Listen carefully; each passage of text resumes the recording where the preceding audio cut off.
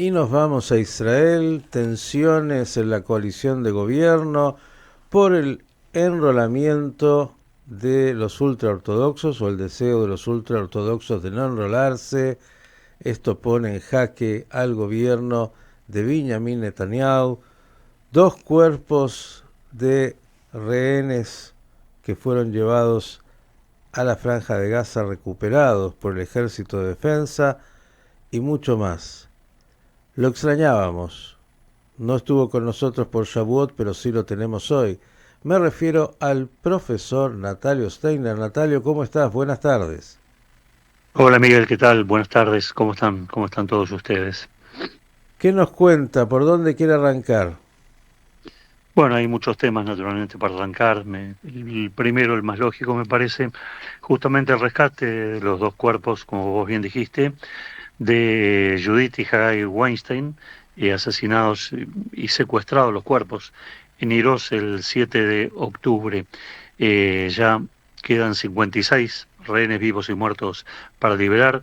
Así que entre el alivio y el dolor, de alguna manera, y el esfuerzo titánico del ejército que llegó a enterarse en esto, pero ya en horas de la presencia de los cuerpos en el lugar donde los han rescatado de Han Yunis, a través de la infidencia de un terrorista capturado. Y esto es la importancia, mucha gente pregunta por qué se capturan terroristas, por qué se arriesga, porque tienen información, porque tienen información que puede ser vital para rescatar con vida o no, como en este caso, a otros secuestrados y bueno, en ese sentido quizá valen los riesgos. Dramáticamente acá, por supuesto, la televisión, la radio recuerdan los últimos momentos de Judith gritando desesperadamente por teléfono que su esposo había sido asesinado, que venga el ejército, y cuando llegó el ejército ya fue tarde, los cuerpos ya no estaban, y se encontraron con el desastre que fue Niros y toda la zona en general. Bueno, esto con respecto a este tema, Miguel, que es parte de la rutina con la cual estamos viviendo y que esperemos finalice lo antes posible. La rutina que también nos acompaña y que se ha alargado indeciblemente ya de hace muchísimo tiempo, mucho antes aún de esta guerra dramática que tenemos, y lo hemos hablado muchas veces en el programa, es el enrolamiento o el reclutamiento de los sectores más ultraortodoxos. No quiero decir ortodoxo porque el judío ortodoxo sionista va al ejército y lo hace con una predisposición natural, sin que ni siquiera haga falta que exista una ley para hacerlo. Tiene una movilización ideológica propia que lo lleva a incorporarse al ejército. No así los sectores ultraortodoxos, que son parte del gobierno, por un lado, con 3 ministros, y por otro lado, en la Knesset tiene una presencia importante en esta coalición. Pero un tema que se ha venido arrastrando durante tanto tiempo llegó al cuello de botella. El cuello de botella es que ya antes de Shavuot, los rabinos dijeron que después de Shavuot tiene que haber, en una semana, a más tardar, una ley que ellos llaman de excepción al servicio militar y que en Israel llaman ley de reclutamiento ultraortodoxo al servicio militar, porque la ley de reclutamiento existe en Israel para todo joven mayor de 18 años. Solamente hay que aplicarla, pero bueno, en el caso de la ultraortodoxia siempre hubo estas situaciones complicadas por las características de este grupo etario, ideológico, religioso, que es muy numeroso, que es importante, que aporta mucho espiritualmente con el estudio de Torá y al modelo de país, pero que a nivel civil en estos aspectos obviamente está en falta. Podemos decir claramente que está en falta. ¿Cómo sigue esto? Bueno, para tratar de salvar la coalición de gobierno y que en la Knesset no le bajen el pulgar al gobierno que está funcionando, hay una reunión, casi una última reunión desesperada de urgencia entre Yuri Edelstein, que dentro de los ministros y dentro de la Knesset es aquel que tiene la responsabilidad de promulgar o de presentar el modelo de ley, que ya ha presentado un modelo de ley que ha sido rechazado por la ultraortodoxia por la cantidad de penalidades que tiene el no reclutamiento, que son muy, muy grandes y que inclusive lesionan los derechos cívicos, vulnerando de alguna manera o golpeando también derechos adquiridos por ciudadanos israelíes. Por ejemplo, no poder salir del país, no poder tener un registro de conductor y algunas otras cuestiones bastante inherentes o complejas también para entender. ¿Te puedo ir preguntar Eh, algo, Natalio? sí, Solo Miguel, para... sí, sí, sí, tal sí, vez Miguel. sabes sobre esto. En general, cuando alguien, cualquier joven de 18 años en Israel, eh, no se enrola, entiendo, pasa a desertor de alguna forma. ¿Qué tipo de penas le caben a alguien que, bueno, no se enrola en el ejército? Cualquiera. Depende, Miguel, depende. No pasa automáticamente a la categoría de desertor. Lo que sucede es que hay que ver cuál es el motivo por el cual no se enrola. En Israel, la ley de reclutamiento, que no conozco al detalle, naturalmente, ni las penalidades tampoco, la ley de reclutamiento fija que para todos los habitantes de Israel mayores de 18 años que no tengan una discapacidad evidente o alguna otra Ujú. excepción, incorporarse al servicio militar. Por distintas situaciones políticas que ha atravesado el país y atraviesa, los grupos ultraortodoxos fueron o gozaron de ciertas exhibiciones que eran medianamente digeribles por la sociedad antes del 7 del 10. Hay un Israel antes del 7 del 10 y hay un Israel después del 7 del 10. Lo mismo sucede con el árabe israelí. El árabe ciudadano de Israel también está obligado a participar del servicio militar, pero por cuestiones obvias y casi lógicas y naturales, no se quiere que el árabe israelí entre en un servicio militar para confrontar su doble nacionalidad. No estoy Por tan un lado, su seguro, nacionalidad Natalio. israelí. ¿Cómo? No estoy tan seguro. Lo que sé, No, un no momento, digo, hay árabes por israelíes en eso, servicio creo militar, que los hay árabes beduinos, israelíes pueden pero hacerlo de se busca manera que ellos opten. muy Ellos optan claro por hacerlo, que no es ellos que... opten, Ujú. no hay como una imposición. Así es. Por eso la mayor parte de árabes israelíes no se incorporan, pero aquellos que lo quieren hacer se incorporan. Ujú, Son incorporados inmediatamente a distintas unidades. De hecho, ujú, en esta guerra, lamentablemente, hemos encontrado que han sido asesinados varios beduinos, varios árabes israelíes, ujú, paramédicos también, distintas especialidades. ujú, Ahora, en cuanto a otros grupos, por ejemplo, un judío laico ujú, y demás, tiene que demostrar su excepcionalidad o a través de una postergación por un tema de estudio que el país ujú, considera ujú, imprescindible, porque está estudiando, no sé, ingeniería nuclear, pero es una postergación, ujú, no es el anulamiento. ujú, Y el caso de aquellos que no quieran o no puedan por alguna otra cuestión, quedará sometimiento de la justicia, ver qué penalidad se le aplica. Yo en este momento no podría decirte cuál es la penalidad. No me parece que haya una penalidad carcelaria, porque si no las cárceles estarían llenas. Hay mucha gente en distintos ámbitos que no hace el servicio militar en Israel. Se considera que solamente de la cantidad que tiene que hacer el servicio militar en Israel, solo el 50% lo hace. Es una cifra muy baja para un país que tiene la cantidad y magnitud de conflictos como el que atraviesa Israel.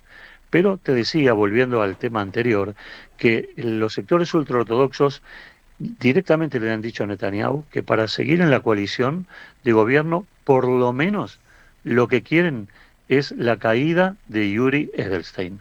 Es decir, remover a Yuri Edelstein de la comisión que ha conformado y con él la caída de esta ley y la reformulación de alguna otra ley y demás. Y después este tema se irá estirando hasta el 27 de julio. ¿Por qué el 27 de julio? Porque el 27 de julio la Knesset entra en receso, como todos los años, hasta después de las fiestas. Y por lo tanto ya entonces después, ¿dónde estamos? Estamos parados prácticamente en octubre del 2025, a casi un año de las elecciones entrantes. Entonces, esto es un tema que se va estirando, buscando, viendo qué es lo que pasa. La diferencia con otras oportunidades es que en esta oportunidad pareciera ser que los sectores más ultraortodoxos endurecieron de una forma tal que no se encuentra un camino de negociación viable, por lo menos no hasta este momento. A esto hay que agregarle, para riesgo del gobierno, que la semana que viene, entre el día martes y miércoles, los partidos de la oposición, Yesh Atid, Israel Beteino y los Democratim, que serían de derecha, de centro y de centro izquierda, estarían presentando una moción de desconfianza que en la Knesset, que si se aprueba, el gobierno cae inmediatamente. Con lo cual, en otra oportunidad, esta moción de desconfianza podría no pasar. Pero si a esta moción de desconfianza se le suman la votación de Yesh Atid, de Israel Beteinu, de Democratim y de sectores ultraortodoxos, el gobierno cae. El gobierno cae. No le dan los números. Entonces ahí estamos ante un panorama dramático, no solamente por la caída de un gobierno que puede gustar o puede no gustar, que uno puede estar de acuerdo o puede no estar de acuerdo, es porque el país está en guerra y el país tiene que tomar decisiones fundamentales en tiempos de guerra. ¿Quién va a gobernar? ¿Cómo se va a gobernar? ¿Con qué poder se va a gobernar? Porque no es que el gobierno cae y automáticamente al otro día Netanyahu se va a su casa. No, queda en el poder hasta las próximas elecciones, que hay que convocarlas, y queda con un poder licuado, prácticamente con un poder administrativo, por así decirlo, en un momento que el país tiene que tomar decisiones definitivas, dramáticas, en torno al tema de los cautivos, de los refugiados, de negociaciones con el Hamas o no, que vienen muy difíciles, del abastecimiento en Gaza, que es un tema que después vamos a comentar algo más, también la continuidad o no de la guerra y ver cómo se maneja la situación nuclear con Irán, habida cuenta del endurecimiento ahora espontáneo o no espontáneo de Irán, lo cual le abre a Israel una ventana para un ataque a territorio iraní. Quiero agregarte, Así Natalio, que, nada más sí, para darte una sí, pausa, que a este tema de el enrolamiento ultraortodoxo y todo lo que esto trae hace tanto tiempo, ayer se sumó el trascendido de un audio donde el primer ministro dice abiertamente que desplazó al ex ministro de Defensa, Yoav Gallant, y al general en jefe del ejército, Herzl Halevi, justamente por este tema, ¿no? Por el tema del enrolamiento ultraortodoxo. Digo, es un tema que lleva años, pero que, bueno, cada vez tiene más elementos para constituir un tema que hay que resolver sí o sí. Pero veremos sí, qué sí, pasa, ¿no? hay que resolverlo naturalmente. El desplazamiento particularmente del ministro Galland fue anterior al desplazamiento de Herzi Halevi, Ujú. que ya terminaba prácticamente su mandato, pero de todas maneras, al argumento que dijiste, que es correcto, tenemos que sumarle que había otras situaciones de malestar con Galland y con Herzi Halevi. Con Galland porque era de alguna manera, por así decirlo, la oveja negra de un gobierno al cual él quería tomar algunas decisiones y lo habían frenado. Por ejemplo, Galán fue el primero que se manifestó en un bloqueo absoluto a la Franja de Gaza cuando estalló la guerra, algo que hoy lo vemos muy difícil de poder instrumentar y cuánto a Israel le ha costado capital político hacerlo y desprestigio en el mundo y al final terminó parcialmente haciéndose un bloqueo parcial, total, a la Franja de Gaza de insumos humanitarios. Y en el caso de Herzi Halevi, el tema, más allá del tema del reclutamiento ortodoxo, del cual él también justamente era partidario, es el tema de que la política militar en la Franja de Gaza fue un fracaso. Hoy lo tenemos que decir, no puede ser de ninguna manera que de alguna forma hoy se recuperen los cuerpos de estas dos pobres personas que estaban en Han Yunis cuando las fuerzas entraron a la Franja de Gaza y estuvieron en Han Yunis por lo menos en 4 o 5 oportunidades en distintas incursiones. Es decir, se criticó la política de entrada y salida del ejército de Israel de distintos lugares, dado que los terroristas volvían a reconstruir sus bases como si fuera un hormiguero. Algo distinto se está haciendo ahora, no con el ritmo que uno quisiera que fuera más veloz, pero se está haciendo ahora de tratar de tomar territorio y sostenerlo para condicionar al Hamas a una negociación que el Hamas no se aviene y que por el momento no sabemos por dónde va a terminar. Cambio de tema, Miguel, para no ser tan reiterativo con el tema del reclutamiento ortodoxo, que ayer lo habló muy bien Roxana Levinson en la radio también. Eh, Hay una noticia que ha sorprendido desde ayer a la noche, un informe de Radio Can y de la televisión, que nos ha sorprendido a todos y que todavía no tenemos información adicional. El gobierno giró una cifra de 250 millones de dólares o cerca de 750 millones de shekalim para la ayuda humanitaria en Gaza durante el mes de abril o mayo pasado. Eh, y acá uno se pregunta, ¿cuál es el sentido? O sea, ¿cuál fue la motivación? ¿Cuál es la explicación? Porque no ha habido una explicación. ¿De dónde salieron esos fondos? Esto lo sabemos. Los fondos fueron recortados de los distintos ministerios, con lo cual la población israelí dejó de percibir ciertos beneficios que fueron recibidos por los habitantes de Gaza, que fueron, no sé si decir la palabra cómplices, si suena muy fuerte, del Hamas islámico. Por lo tanto, no se explica o no hay hasta ahora una explicación racional a esto. Si se quiso hacer por un sentido humanitario, se tendría que haber dicho, por un sentido humanitario, aportamos 250 millones de dólares a la Franja de Gaza para que no haya una situación de catástrofe, lo cual creo que hubiera sido entendido por grandes sectores de la población, no por todos, pero por algunos sectores de la población hubiera sido entendido. No se explicó. ¿Qué estamos en presencia de un nuevo fenómeno o un fenómeno repetitivo de tratar de granjearse ciertas simpatías del otro lado del terrorismo a través del uso del dinero? Estamos en presencia de otra vez algo cercano al Qatargate, estamos en presencia otra vez de dejar entrar palestinos a trabajar como el 2018, que después se nos volvieron en contra. Es decir, hubo un intento de hacer ese tipo de maniobras. No lo sabemos, no lo sabemos, pero se está esperando que el gobierno dé alguna explicación plausible para esto, porque es inentendible que un gobierno que desde marzo viene bloqueando la ayuda humanitaria a la Franja de Gaza y se ganó la antipatía del mundo al hacerlo, por más que tenía justificaciones para hacerlo, ahora resulta que nos enteramos que ha girado 250 millones de dólares o 750 millones de shekalim. Es por lo menos muy confuso y realmente nos plantea muchos interrogantes, porque además de esto, sabemos que en la propia coalición hay dos ministros que han sido urticantemente o han estado urticantemente en contra de cualquier tipo de ayuda a la Franja de Gaza en cualquier momento. Así que no se entiende cómo esos dos ministros tan extremos, digamos los nombres, Smotrich y Ben-Gvir, dieron también el aval a este tipo de situación, que es, por el momento, hoy en Israel, enojosa y molesta. A ver, Natalio, quiero nada más hacer una Sí, diferenciación para la audiencia.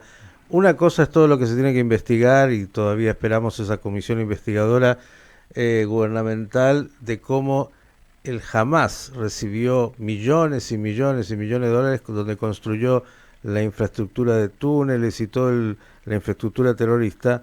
Y algo sí, distinto es la ayuda humanitaria a cerca de 2 millones de palestinos que son sí. también víctimas del Hamas y que son víctimas de una guerra terrible. Digo, creo que ahí está el punto donde la diferencia es muy clara, también para las Sí, decisiones israelíes, ¿no? Más allá de la sí, presión internacional. sí, sí. A ver, el punto es el siguiente. No se cuestiona aquí, no se hubiera cuestionado aquí que se haya dado ayuda humanitaria que hubiera llegado claramente a manos de la población civil. Pero recordá que gran parte de la ayuda humanitaria que ha entrado en Gaza a lo largo del año y medio, cuando el gobierno no financió esa ayuda, sino que viene de parte de organismos internacionales, fue a parar a manos del Hamas. Y evidentemente esto es doloroso porque ir a manos del Hamas implica muerte de soldados israelíes. Entonces, acá no se plantea, Sí, pero no es que a se ver lo cómo explicarlo. entregaron de buena voluntad al Hamas. Hamas se hizo de esa ayuda humanitaria como lo Sí, hace hoy, a los tiros y con las peores sí. metodologías. No es que se le No, no, entrega no es que para el que dinero ellos fue hagan. girado al Hamas. Ujú, El dinero no fue girado al Hamas. ujú. Pero entiéndase bien que estando acá en Israel y con un frente de combate y heridas abiertas, que se haya girado una cantidad de dinero de semejante magnitud del bolsillo de israelíes, cuando todo el mundo sabe que la ayuda humanitaria que entraba a Gaza es pagada y financiada por Naciones Unidas y otros organismos internacionales, no dejó de llamar la atención y de indignar. No es que no se quiera ayudar a Gaza, lo que se está diciendo es que no es Israel la que debe ayudar a Gaza, por dos motivos, por lo que nos hicieron y porque parte de la ayuda va a parar a manos del Hamas, nos guste o no nos guste. Entonces, ahí gira la cuestión. Si el gobierno hubiera informado y el gobierno hubiera dicho, en función de la situación humanitaria grave que se vive en Gaza, Israel va a hacer un aporte de tal cantidad de dinero, bueno, la opinión pública tiene la información y juzga, pero esta información pasó desapercibida, no se dio a conocer, salió a través de informes periodísticos que lograron obtenerlas de distintas fuentes. Ujú. Cambiando de tema, Miguel, tema Siria. La situación en Siria es bastante complicada para el gobierno de Ahmed al-Shara.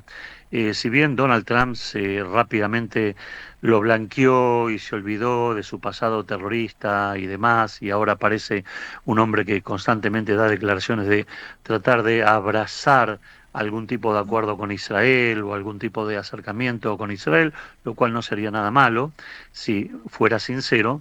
La situación es compleja. Es compleja porque no sabemos hasta dónde el gobierno de Ayara domina Siria. El ISIS vuelve a fortalecerse en Siria.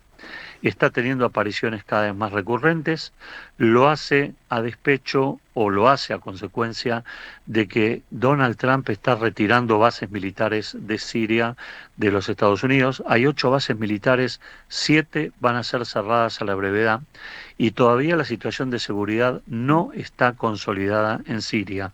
Hay muchísima gente que tiene armas en Siria. La prueba la tenemos que hace unos días atrás nos dispararon 2 misiles desde Siria y si bien no fue responsabilidad del gobierno sirio y sí fueron grupos palestinos independientes, actuaron desde Siria. Y esto está indicando que el gobierno no controla o no maneja todavía toda la situación o todos los grupos que tienen armas dentro de Siria. Por eso, esta misma noche, Israel atacó Siria y causó la muerte de 4 sirios, de 4 soldados sirios del ejército oficial de Siria. Y ha reforzado Israel su presencia en la zona fronteriza justamente por esta situación irregular. Y sumemos un dato más, que también nos va a llamar la atención. El gobierno del presidente Ayara, o Yulani, como se lo conoce, le pidió a Donald Trump permiso para que Siria pueda reactivar un viejo reactor nuclear de uso civil que tenía en uso y que hace mucho tiempo no se está usando. ¿Te podés imaginar lo que esto puede significar para Israel?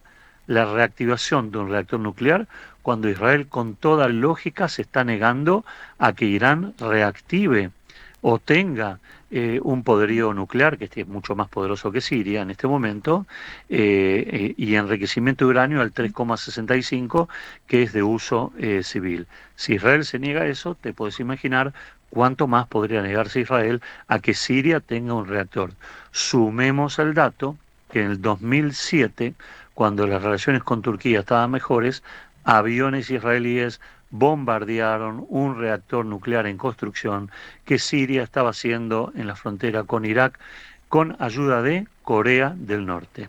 Así que evidentemente este tema puede sumar un elemento más de rispidez en la situación crítica que se vive en Siria. Cambio de frente, Miguel, voy a otro lado. Se vienen registrando incidentes frente a la casa de Yair Golán y también en algunas presentaciones públicas que Yair Golán hace en distintos ámbitos donde da conferencias. Para recordarle a la gente, que no tiene obligación de recordar todos los nombres, Yair Golán fue el famoso ex general que ya ahora de civil y opositor acérrimo al gobierno de Netanyahu, dijo que de alguna forma u otra soldados israelíes mataban chicos o tiraban al blanco o tenían como hobby disparar sobre niños palestinos en la franja de Gaza. Bueno, esto nunca se le perdonó a Yair Golán, a pesar de que muy tardíamente pidió disculpas. Y bueno, hay lo que se llama scratches. Han habido scratches. Un último scratch terminó con incidentes en la puerta cuando un vecino de Yair Golán golpeó a un manifestante que estaba en la puerta, intervino la policía, con todo lo que te puedes imaginar. Pero el otro día también hubo una presentación de Yair Golán en Sabión, en un centro cultural, y también fue interrumpido por manifestantes y padres de soldados, obviamente que están en el frente, lo cual es un tema muy, muy ríspido y le ha costado muchísimo crédito político a Yair Golán esta manifestación que hiciera. Esta, para mí, desafortunada manifestación que hiciera, que no es el único, hay varios más que uno puede apuntar en la lista.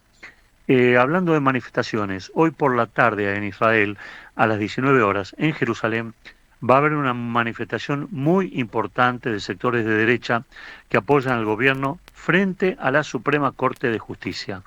Esta manifestación tiene como objetivo apoyar al gobierno de Netanyahu en avanzar en forma contundente en la destitución de la fiscal general Miara, que hace mucho tiempo está en la mira de aquellos sectores del gobierno que entienden que hay un choque de poderes entre el Ejecutivo y el Judicial y que la fiscal Miara no permite funcionar al gobierno como corresponde ni tomar las decisiones que el gobierno necesita. También en la manifestación se va a reclamar contra Ronen Bar, que hasta el 15 de junio tiene mandato en el Shabak, pero habida cuenta de la situación que vive Israel, se va a exigir que renuncie cuanto antes y pueda asumir el general Sini, que es el candidato que Netanyahu eligió y que también fue vetado por sectores de la oposición israelí.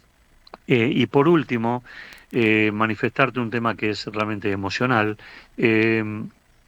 Ha salido un libro nuevo, y creo que en Jai se comentó, de Eli Sharabi. Eli Sharabi estuvo 491 días en las sombras, retenido por el Hamas islámico.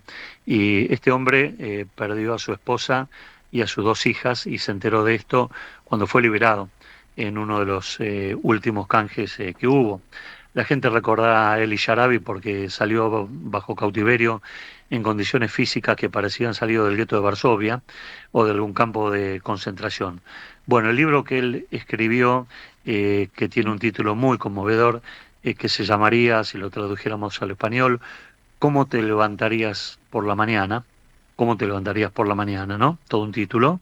Es un éxito de ventas en este momento en Israel, es un bestseller y se vende, está entre los primeros libros en ser vendidos hoy en Israel, lo cual es muy merecido, muy conmovedor. Yo no lo he leído, no lo he leído todavía, pero sí he leído algunos comentarios del libro de Sharabi, que realmente vivió algo que nadie debiera vivir ni seguir viviendo en las catacumbas del Hamas. Miguel. Natalio, como siempre, completísimo. Agregar a esto la marcha del orgullo gay también en Ah, sí, Jerusalén. sí, sí. No falta Sí. nada ni en No, no, Jerusalén no, ni en tenemos todo Israel, completo. ni tampoco incluso las declaraciones de Eli Sharabi respecto a su sensación respecto de ese cautiverio. Temas no faltan, agradecerte enormemente como siempre, Natalio, y esperar buenas noticias. Aquí, como siempre, las seguimos y te seguimos minuto a minuto. Un abrazo grande. Gracias, Miguel, que estén todos ustedes muy bien. El profesor Natalio Steiner, con la crónica de Noticias de Israel.